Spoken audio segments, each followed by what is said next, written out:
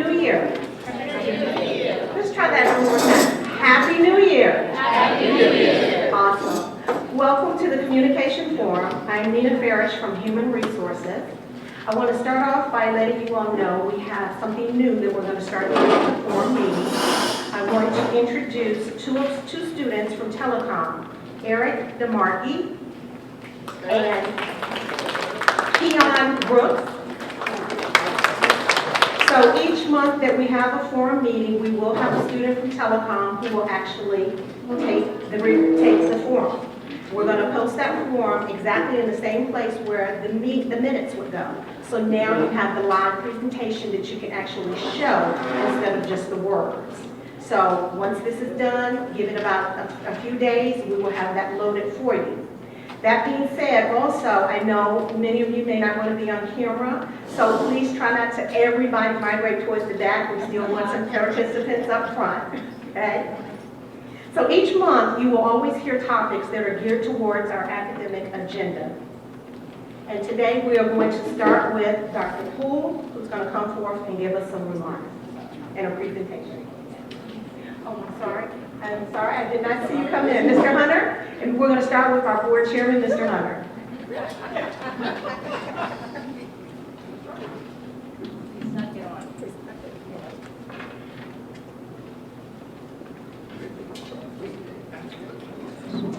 Good afternoon. Good afternoon. I have not been here, I believe, since Dr. Parker we hired him. I had our vice chair, our latest vice chair has been doing this. So today, apparently, I've got put to guard of duty since I was the only one that was available. So I'm here. Good afternoon and Happy New Year. I hope that everyone had a great winter break. It's always to go home, relax with families, spend some time with your family and friends, and again, to rejuvenate ourselves. As you may have read, the school board has selected a new school board member to fill the vacancy in the Central District. So last Friday, we appointed Ms. Marista Auger to fill the unexpired term of Shelley Simon, who won the House of Delegates, and she was sworn in yesterday in Richmond. Ms. Auger brings a wealth of education experience to the school board, which would be good for a lot of our teachers are here, and those, so we've got someone who knows something about schools. She retired from Norfolk Public Schools in July 2019 after having served as the elementary school principal for 15 years. During her 32-year career, she served as a teacher, inclusion specialist, building program specialist, assistant principal, and a principal. Ms. Auger is completing the term again of Shelley Simon, and that term really expires June 30th of this year, 2020. Tomorrow, the school board is hosting a public hearing at 6 p.m. at Marshall Early Learning Center to seek input on the academic plan and assignment of our students who reside in the former Huntington Middle School attendance zone. We are inviting our community to tell us how we can best serve our students. We will be considering 3 proposals that were presented during our December school board meeting. Proposal 1, that was to maintain the current plan, which assigns rising 6th grader students, who are now currently our 5th grade students, to Crittenton and Hines Middle School, so there wouldn't be any changes. We would just have 6th, 7th, and 8th graders all at those schools. Proposal number 2, it reassigns our rising 6th grader students to Huntington Middle School at Heritage High School. If we recall, we had Huntington Middle School, we had 7th and 8th graders there, and now there are just 8th graders there. Proposal number 3, we will be reassigning our 6th grade students to Huntington Middle School at Newsom Park Elementary School. This proposal also moves rising 1st graders from Newsom Park to Marshall Early Learning Center. So we have a tough decision to make. Our next school board meeting is on Tuesday, January 21st, 6:30 p.m. again at the auditorium. During this time, the school board will make a decision about this proposal. The school board will also hear a report on the strategic planning process and the Rise and Bloom student empowerment programs. We invite you to stay informed. The regular school board meetings are broadcast and streamed live. You also can view the school board meetings on demand. Again, we'll welcome you back to this exciting year. We look forward to an outstanding second half of the school year, and thank you for all that you do, because great things are happening in Newport News Public Schools. Thank you.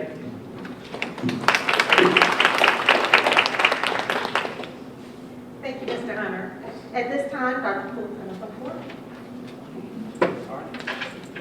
Thank you, Nina. Good afternoon, everybody.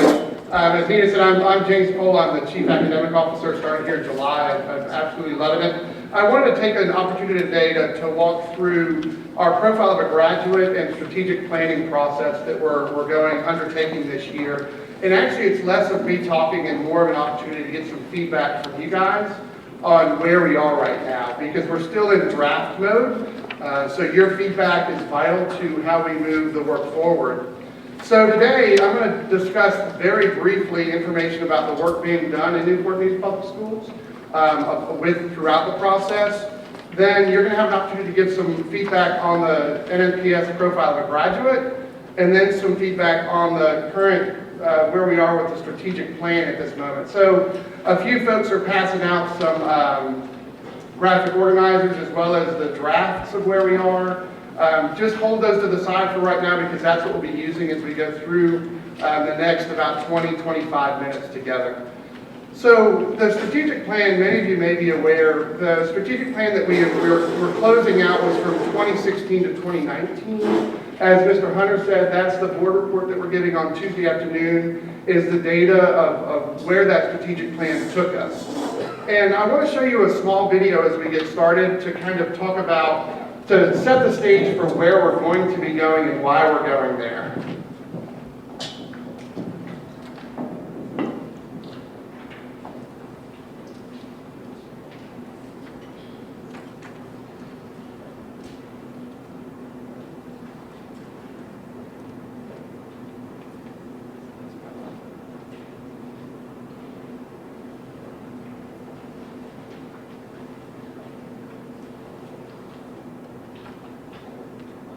We'll just do it this way.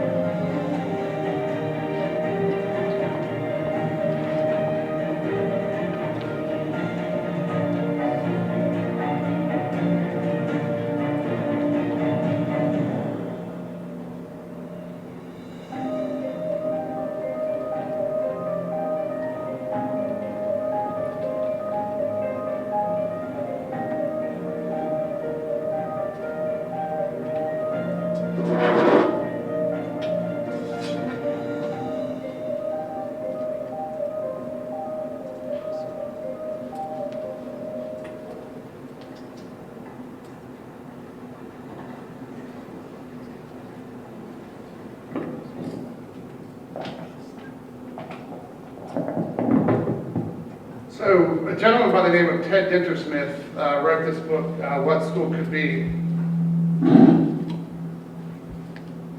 And we had the pleasure of working with him across the state of Virginia with an innovation network that Newport News got to be one of 20 divisions across the state to work with. And really, he starts really pushing the forward-minded thinking that we've really tried to do as a group as we've progressed through the planning process for both the profile and the strategic plan for our next strategic plan. And what we really want to focus on is, what will it mean to be highly literate across all areas by 2025 for our students?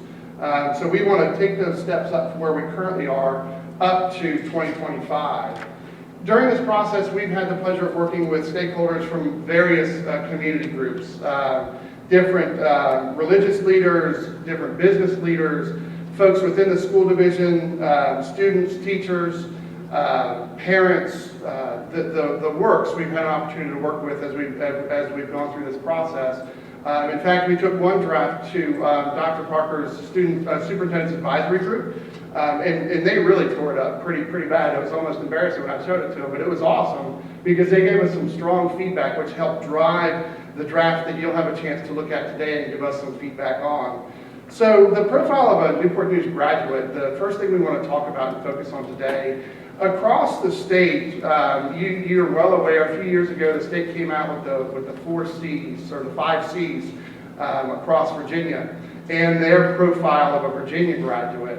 That's great for a state type of a focus that we have this profile of a graduate, but what locally do we want to make sure that we're emphasizing in Newport News? What locally do we want to make sure our students have when they walk across the stage, when they graduate? What are we emphasizing in our K-12 content and curriculum as we go through? So the driving force there is really, how do we have a Newport News profile of a graduate? And that's the first thing we're going to look at. So you have, like we didn't print them all up in color, but you have a copy that looks like that. It's gray and white.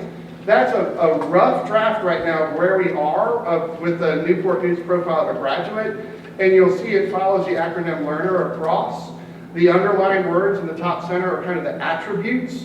You'll see the 5 C's in there are underlined as well.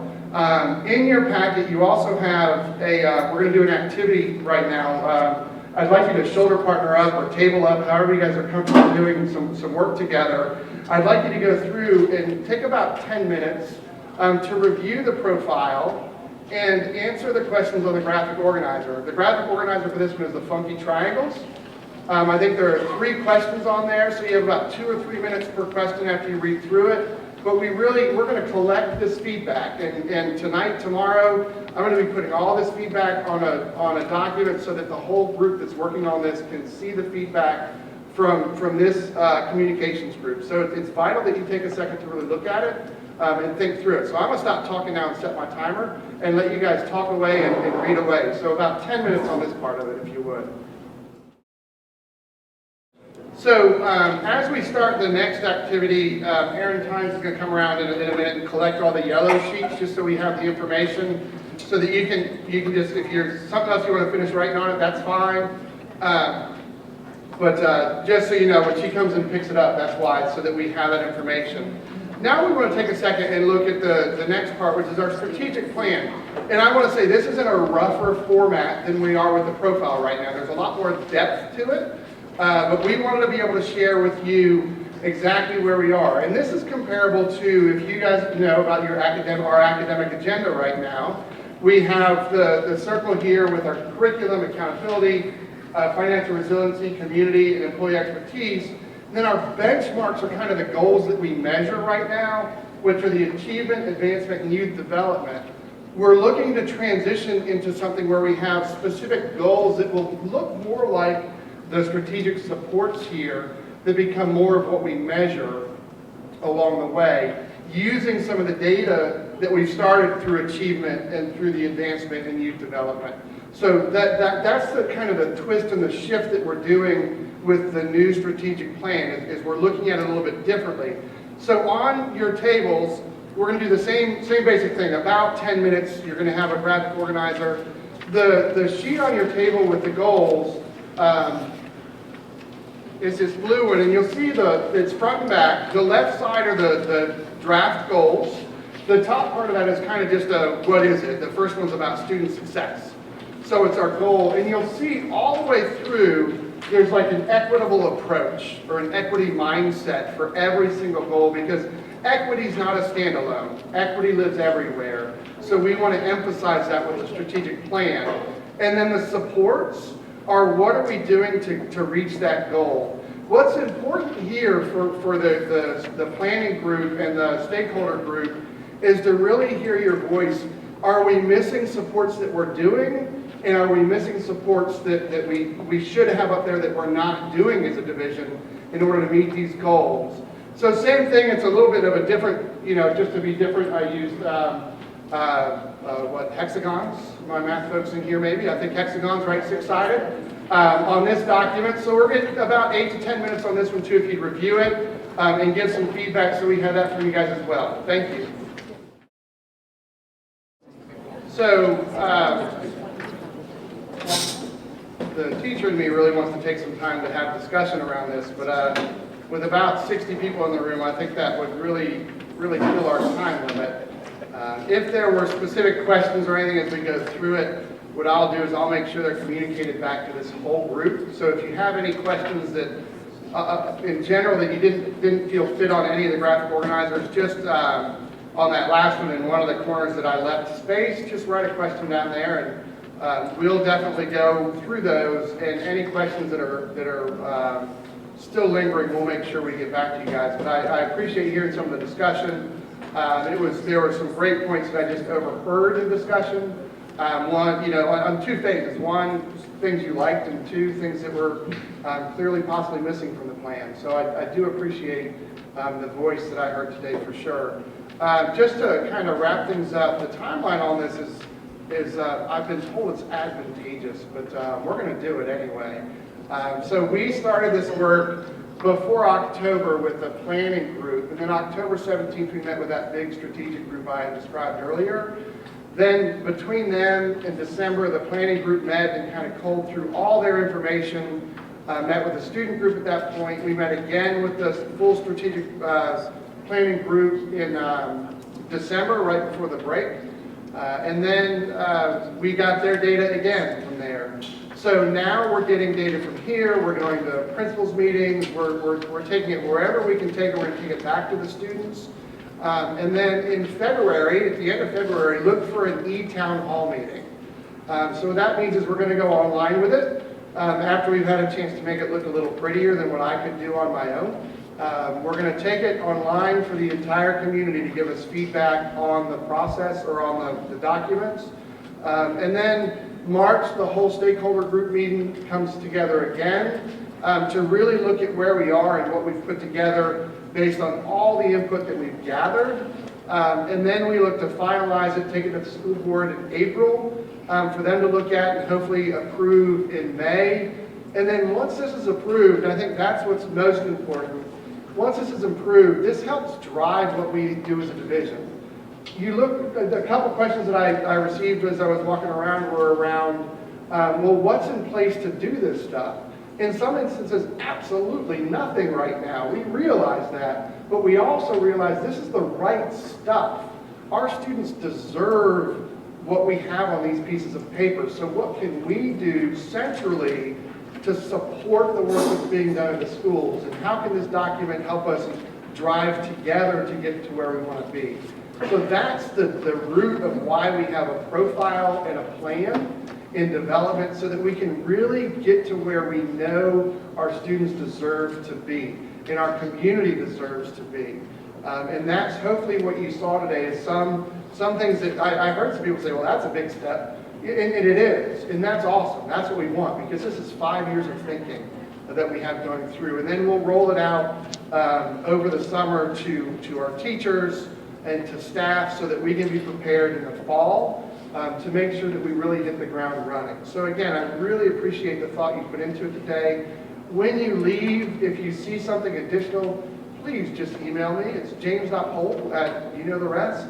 And it's P-O-H-L. I think it's on the agenda spelled out. But please feel free to email me, because we're looking for any input that we can get. So thank you again. It's now my pleasure to bring up front my boss, Dr. Parker, who has a few comments to share with you guys as well. So, Dr. Parker.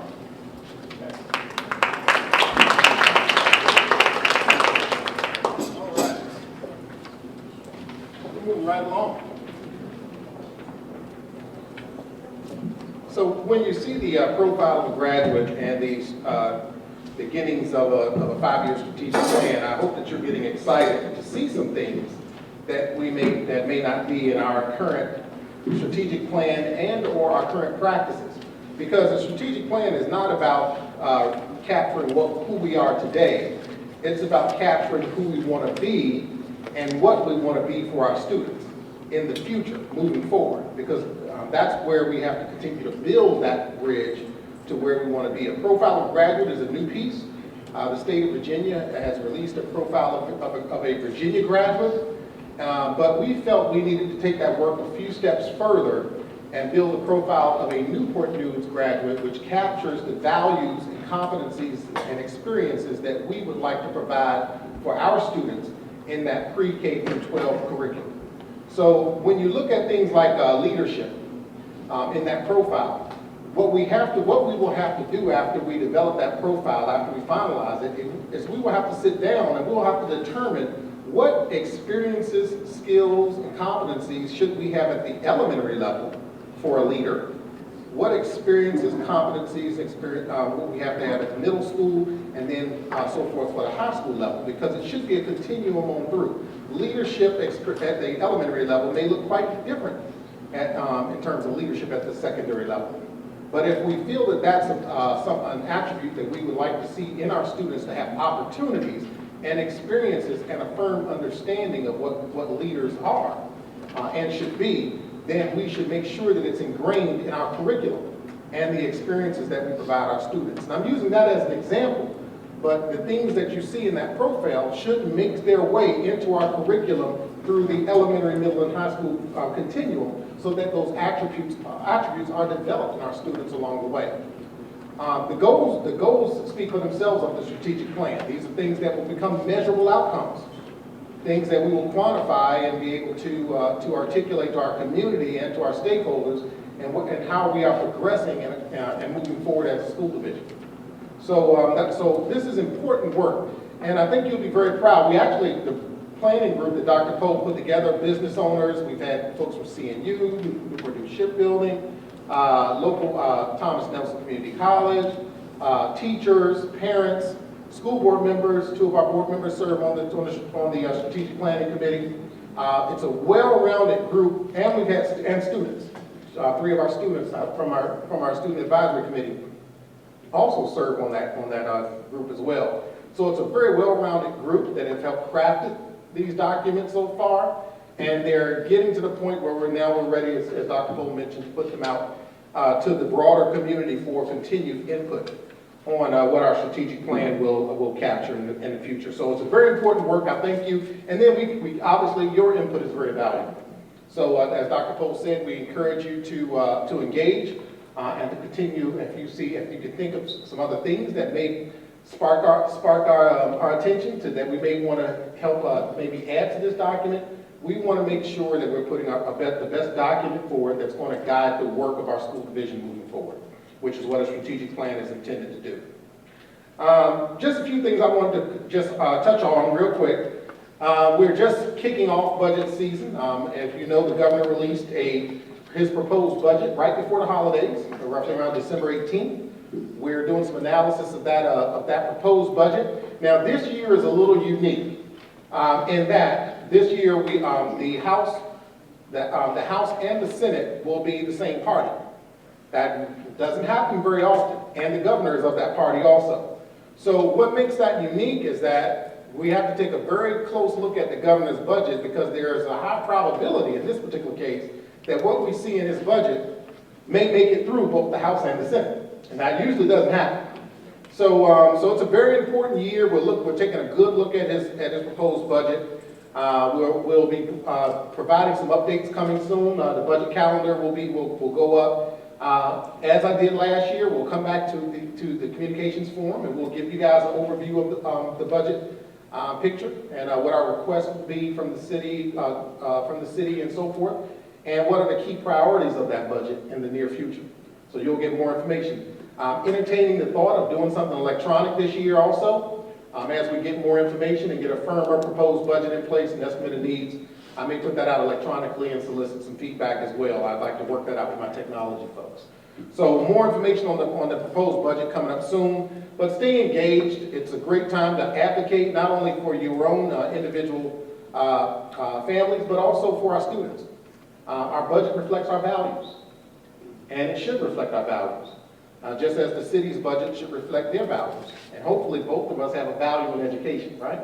So keep staying engaged, and let's make sure that we're working together for the betterment of our students. At the last communications forum, we surveyed you guys, put up a little information out to see what processes were in place in your various departments and or schools regarding how do you get input, okay, to your either department heads or principals, and then also is there a healthy process in place for having discussions around employee input for the betterment of the organization, whether it involves student achievement, safety, climate, culture. We wanted to make sure that there was a healthy process. Now, in reviewing that data, what we found is that it's not a consistent practice in all of our schools and our departments to have for employee input. So we are bringing that message back to our department heads and our principals, and we are working on making sure that they have a healthy process in place, whether it's a teacher advisory, if it's at the department level, something similar, where there's a formal process in place for you to bring concerns to your department heads and or principals and have those items discussed and decisions made. I think that benefits everyone in our organization because we're all professionals. You guys have great ideas. And if we don't have a venue or a forum where we can solicit input and or feedback in our organization, we won't grow. So that's something, just know behind the scenes, my Department of School Leadership is working with our school leaders and our department leaders to ensure that we have a healthy process in place. Just so you know, I model that practice through our teacher advisory committee, through my support staff advisory committee, where I meet with those folks. They bring agenda items from their constituents. We discuss those items, and then we send the minutes out to the entire faculty. So that's a process that I would like to see in place in every school and in every department, where there's a process in place where you can bring concerns forward and have a reasonable way to discuss those, okay, in a healthy way. So thank you for your input. That just let us know that what we actually have in our policy or in our procedures is not necessarily consistently implemented, but we'll get there. Because the first thing we have to do is value it. And once we value it and acknowledge it, we make sure that something like that is in place. So continue to give us feedback on that. We hope you will see some progress made in that area in the near future. Another thing you'll see coming down in the next few months, you'll see some surveys coming out. One will be from the state, from the Department of Education.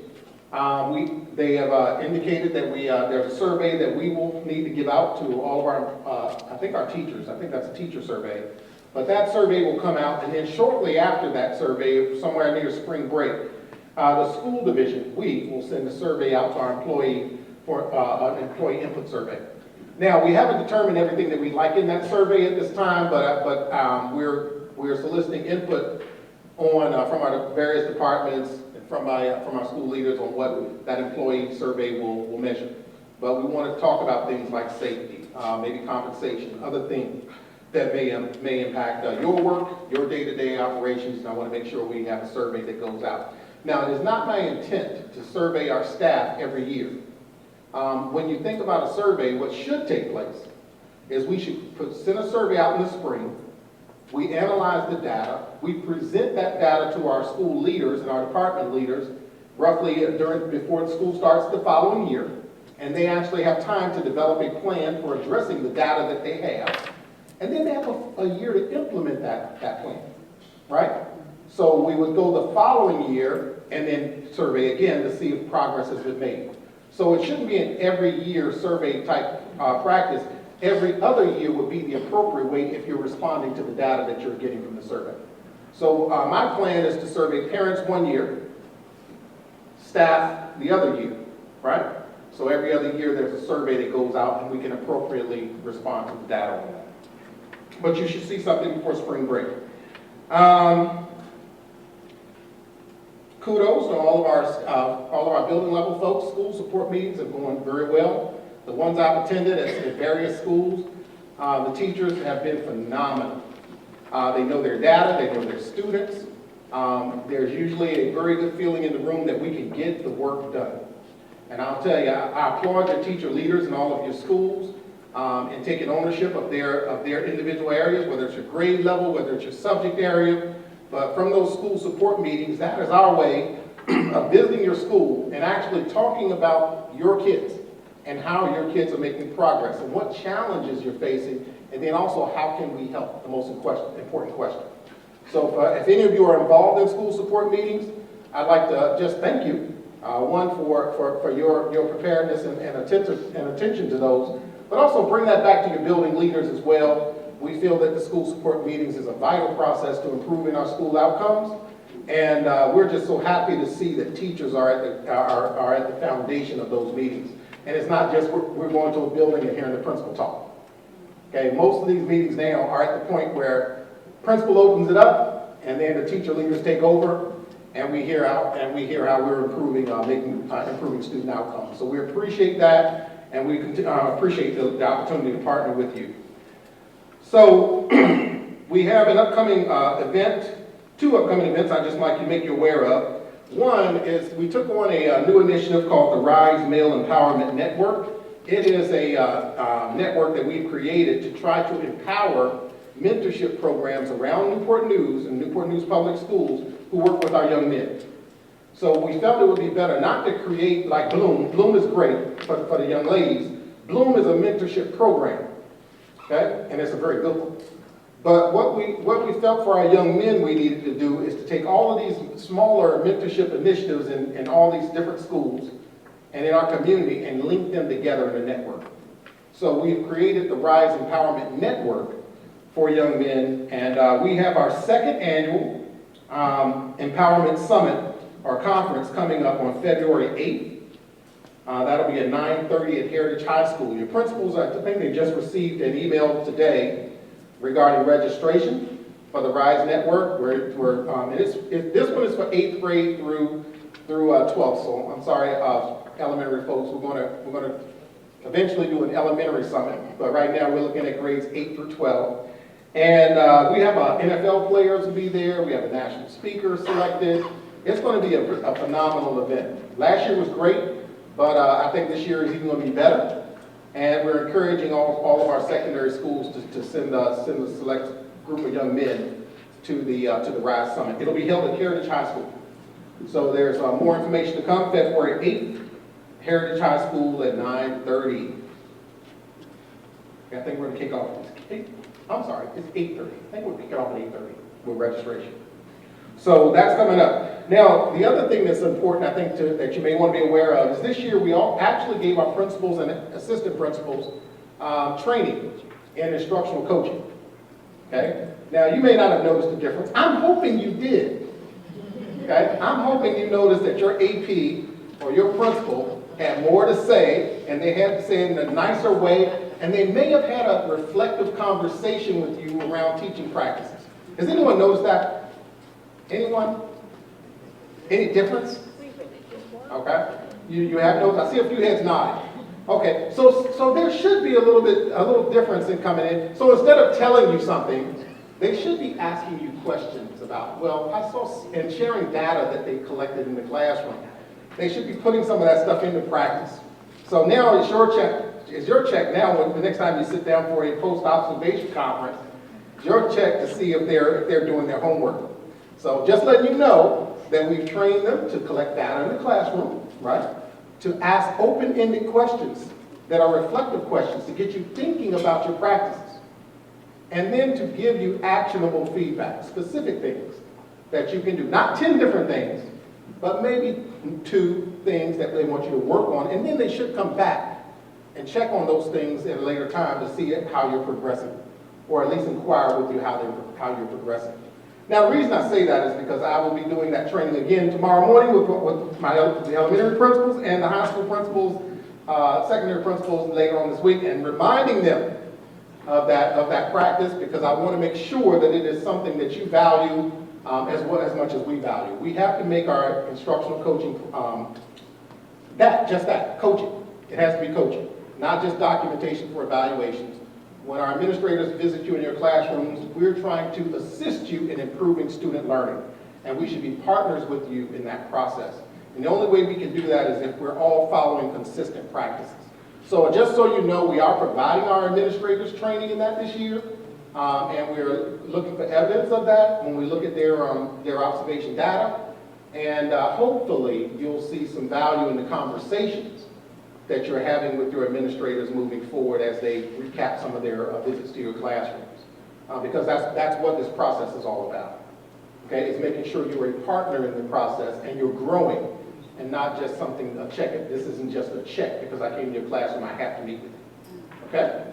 All right, so I just want you to be aware of that. I will be doing some training in the morning with the elementary principals, just to recap that, and human resources Wednesday. Okay, I'm just biting. Really want to get this thing going tomorrow morning. Wednesday morning, I will be doing training with the elementary principal team and my HR team, and we'll be recapping that practice. That we gave the training initially in September with our principals, and we're following up on that this week.